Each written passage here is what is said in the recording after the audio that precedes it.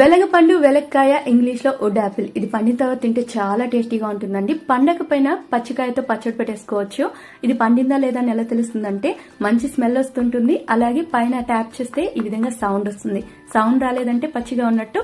అదే విధంగా కాయని మీరు పైనుంచి కిందకేస్తే నేలపైన బౌన్స్ అయినా అది పండనట్టే. ఈ కాయ తిన్నట్టయితే లివర్ కి చాలా మంచిదండి.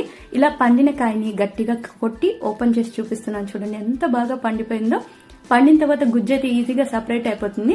ఈ గుజ్జు మొత్తాన్ని ఒక ప్లేట్ లోకి తీసేసుకుని ఇందులోకి ఒక 2 చిటికెళ్ళ కారం పొడి, 1 చిటికెడు సాల్ట్, ఈ రెండింటి క్వాంటిటీ తక్కువ వేసుకోండి. బెల్లం ఎక్కువగా యాడ్ చేసుకోండి. నేను ఇక్కడ తాటి బెల్లం తీసుకున్నాను. ఇలా బెల్లం యాడ్ చేసిన తర్వాత చక్కగా కలిపేసుకోండి.